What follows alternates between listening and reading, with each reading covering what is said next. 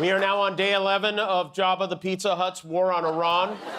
Trump said yesterday that the war could end very soon, which would be encouraging had he not also told us he'd end the war in Ukraine in 24 hours. Jimmy Kimmel's a loser. I do Jimmy Kimmel. I did him a lot. Yeah. And he'd be standing on the sidewalk. Oh, sir, may I bring you in?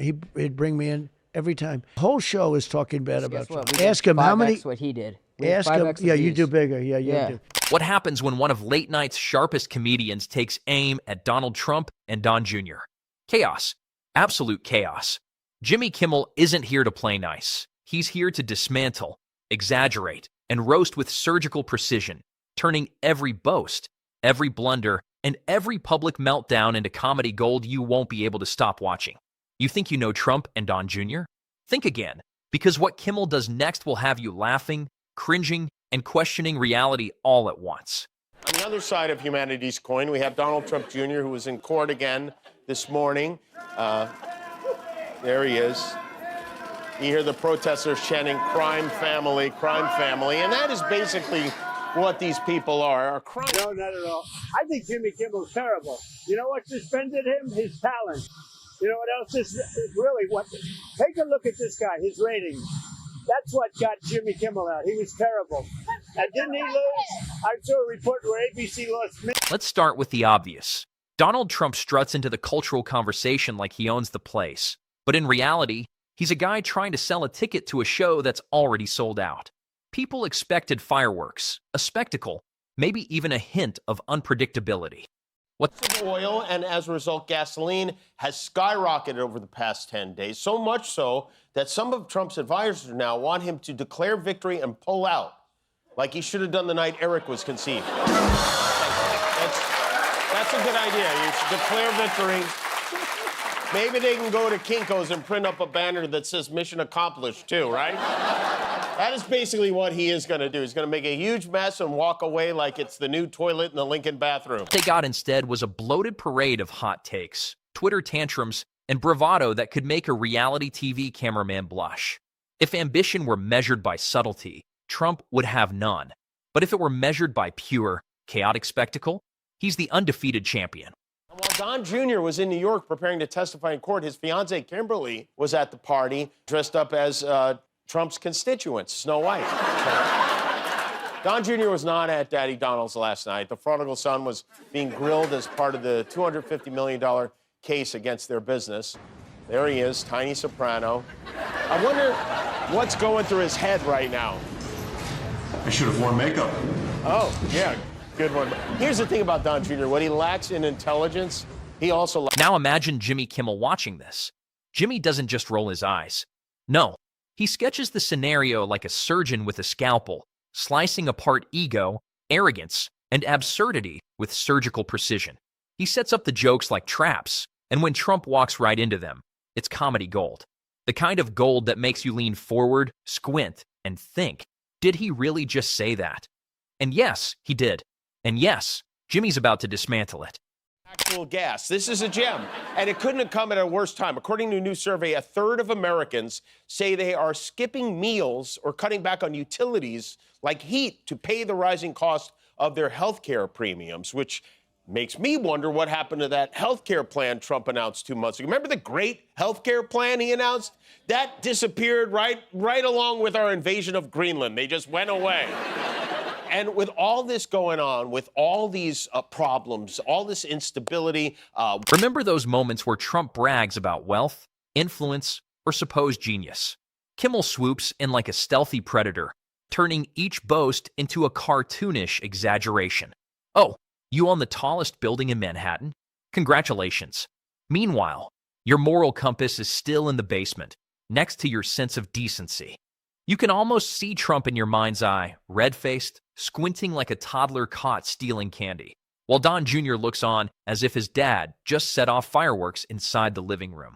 But Jimmy doesn't stop at personality quirks. No, he digs into the heart of the chaos. Let's talk credibility, or the spectacular absence of it. Trump has this uncanny ability to declare facts that for the audience to gasp, laugh, and shake their heads simultaneously.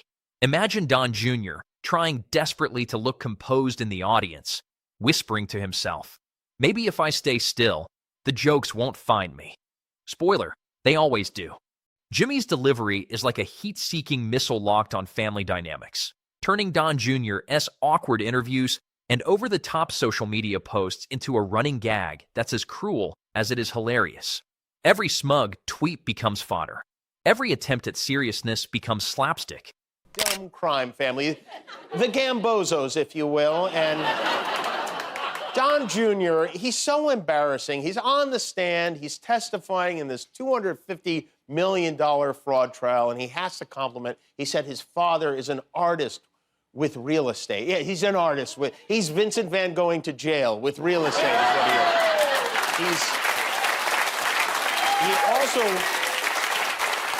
boasted that his dad is the father of... And then there's policy, or whatever passes for it in their world. Jimmy doesn't need to cite statistics or documents. He lets the absurdity speak for itself. Economic claims, border decisions, political stunts, all of it is fair game. Trump's supposed genius strategies? Kimmel frames them like a magician pulling scarves from a hat, except instead of scarves, it's confusion, contradictions, and chaos. Audience erupts. Trump recoils. Don Jr. clutches his head like someone accidentally hit reply all on a corporate meltdown email. The real brilliance comes from the juxtaposition.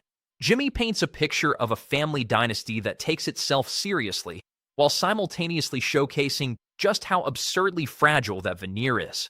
Trump's confidence? Easily deflated by a single clever quip. Don Jr.'s polished Instagram persona? Exposed as performative nonsense. Jimmy acts as both commentator and puppeteer, pulling strings that make their public personas collapse under the weight of their own contradictions. Now let's escalate. Social media, the battlefield where every statement becomes a meme, every action a headline, and every misstep a viral phenomenon. Jimmy taps into this with razor precision. You tweet as if spelling errors were a strategy, he jokes. Congratulations, your literacy is performing better than your polling. The audience laughs. Trump glares. Don Jr. tries to nod along, but ends up looking like a mannequin at a costume shop. The comedy is relentless because it's true, but exaggerated for theatrical devastation. Claims we are way ahead of schedule on the war. He's got a schedule, which means it should be over just around the time we see his taxes and the rest of the Trump-Epstein files. Ironically, this war he launched to distract us from those could turn out to be more damaging to him than the Trump-Epstein files themselves. They're saying this could be worse, and that would mean he'd have to come up with another distraction from the war. And if you do need that, Mr. President, I got a good one. You know what would distract us from the war? Release the unreleased Trump-Epstein file. And the personal quirks? Oh, Jimmy doesn't let them slide. The hair, the gestures, the absurd obsession with ratings and applause. All of it becomes material. Your hair has more policy than your speeches, he jabs. The crowd roars. Trump's eyebrows furrow, as if he's debating whether to sue or cry. Don Jr. mutters something inaudible, probably wishing he could evaporate into thin air. Then comes the family dynamic itself, a goldmine of comedic potential. Jimmy leans into the contradictions between father and son, framing them as a bizarre buddy comedy nobody asked for. Trump brags, Don Jr. parrots, and Jimmy turns the whole act into a tragicomedy, a mirror held up to ego, ambition, and self-delusion. Every punchline lands like a cinematic slow-motion crash. It's absurd, surreal, and irresistibly masquerading as leadership. It's not just funny, it's insightful, a guidebook on how absurdity can masquerade as power. Trump reacts like a kid who's just realized he left his toy in the neighbor's yard. Angry, confused, and slightly bewildered. Don Jr. looks like someone just reminded him of a high school nickname he hoped everyone forgot. The show doesn't rely on cheap shots. Jimmy builds narratives, develops absurd storylines, and then smashes them with wit. DJ TJ was sworn in on an upside-down Bible. He will finish his testimony tomorrow, and then Eric will testify, and then Trump will claim he's never met either one of them. But it's getting serious. There's even some worry Don Jr. could be tried as an adult in this one.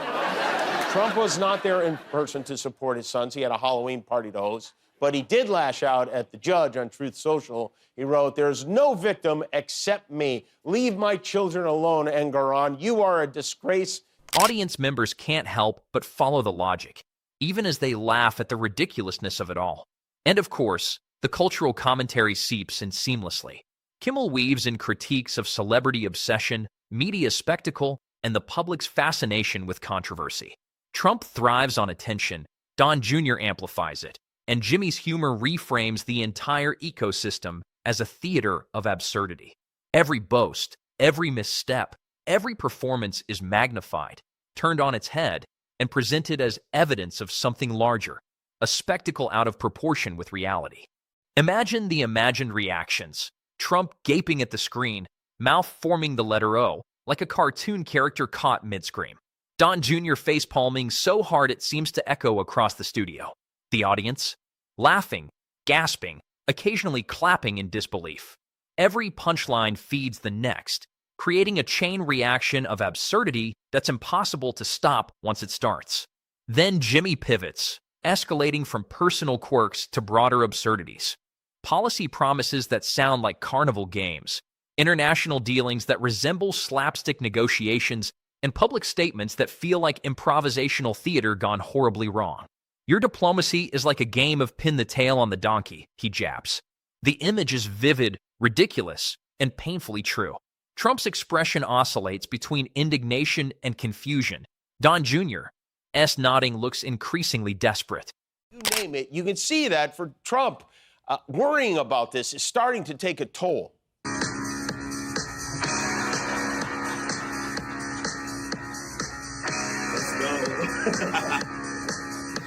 You know, I was wondering if they'd ever reboot Jake and the Fat Man, and they did. Yesterday, our current president and the next one right there in a room. Jimmy Kimmel doesn't just roast, they disassemble. Each joke is a tactical strike, each observation a surgical dissection. The absurdity compounds. Trump's boast about deals becomes a commentary on perception over substance. Don Jr.'s social media antics become a lesson in self-parody.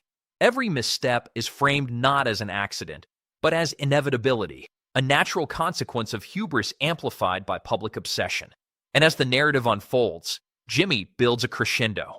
The jokes escalate from playful digs to outright demolitions of ego, image, and perception. By the end, it's a symphony of ridicule, a masterclass in timing, delivery, and narrative absurdity.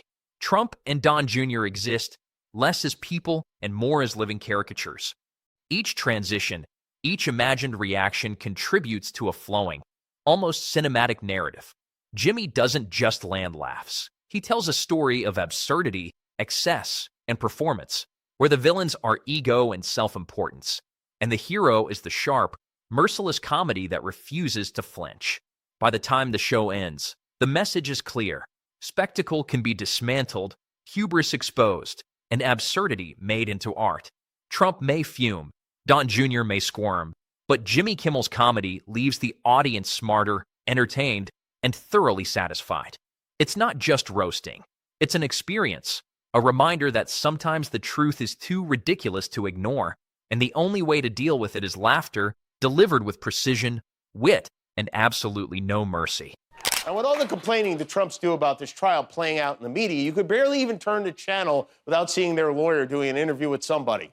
What have they been asking the kids? And tell me how they fit into all of this. They don't fit into all of this. What have they been asking the kids? It's very simple. They'll ask the kids, did you give a value to somebody? Did you do something? And everybody said resoundingly no. And these kids did nothing wrong. They should not be in this case. Ivanka's already out of the case. The boys should not be in the case. That's right. They're just boys. They're kids. Eric has a book report. And just when you think the chaos couldn't escalate further, Jimmy pivots into the land of contradictions, the public image versus private reality. Trump loves to present himself as a dealmaker, the ultimate negotiator, the man who bends the world to his will. But Jimmy paints it differently, a man negotiating with invisible opponents, in empty rooms, while the audience watches a masterclass in self-delusion. You claim to make deals, Jimmy quips, but the only thing you ever closed was the door to reality. The audience erupts. Trump's face contorts like he just bit into a lemon while Don Jr. squirms, tapping his fingers nervously, as if he's calculating how many tweets he needs to delete to survive this verbal onslaught. Jimmy's brilliance is how he threads absurdity through every level. personal, familial, political. Take the infamous rallies. Trump struts across the stage, hair perfectly sculpted like a wax museum exhibit, while he shouts promises that sound like bingo numbers called by a malfunctioning robot. Jimmy seizes this opportunity. You hold rallies like a man auditioning for Cirque du Soleil, except instead of flips, it's ego stunts, and the only acrobatics is your sense of fact-checking. The audience bursts. You can almost see Trump flinch, muttering, "They don't get me. They just don't get me." While Don Jr. frantically tries to signal agreement, only to realize nodding doesn't save you from comedy missiles launched with perfect precision. FIFA Peace Prize winning POTUS said yesterday that even though we are still bombing Iran, their soccer team is welcome to come to the United States for the World Cup this summer. And then when Iran's Minister of Sports suggested they might not be keen to do that, he tweaked the invitation. He wrote, "The Iran national soccer team is welcome to the World Cup, but I really don't believe it is appropriate that they be there for their own life and safety." Thank you for your attention to this matter, President Donald J. Trump. Well, I'm glad he's looking out. And let's talk about the media. Trump thrives on attention, and Don Jr. acts like the PR wing of a private circus. Every statement, every headline, every social media post becomes raw material for Jimmy's absurdist microscope. You treat news cycles like a buffet, Jimmy jokes. Pick a scandal, pile it on, and hope no one notices the indigestion. The crowd laughs so hard you can hear it bouncing off the walls. Trump's lips purse, nostrils flare, while Don Jr. buries his face in his hands as if trying to hide from a laugh track only he can't escape. Jimmy doesn't spare the theatrics either. He amplifies the small quirks into monumental absurdities, the hair that defies gravity, the signature gestures, the handshakes that resemble interpretive dance more than diplomacy. Trump glares, a mix of confusion and indignation, while sharp observation. Every boast, every policy blunder, every awkward public appearance is framed as inevitable, a domino waiting to fall into punchline perfection. You run your empire like a reality show, Jimmy notes, but the only prize is embarrassment, and the cameras never stop rolling. Even the imagined reactions become a running gag. Trump might glance at his reflection mid-show, as if deciding whether to sue or faint, while Don Jr. mutters under his breath, "Next time, I pick the jokes." The audience isn't just watching. They're part of the crescendo, reacting in sync with every jab. Every punchline compounds the absurdity, the ego, the spectacle, the contradictions, all lay bare in comedic relief so sharp it's almost surgical. That's right. Leave my children alone. It's easy. I've done it their whole lives. But I will say one thing you do have to hand to the Trumps. They stick together, whether they're running a fake university or a phony charitable organization or just burying their mother on a golf course. Seen here. They are a unified front. Trump's lawyers are reportedly having trouble making sure they can even go to all of his trials because there are so many of them. There are court dates today in both New York and Florida. Then Jimmy leans into the absurdity of consequences.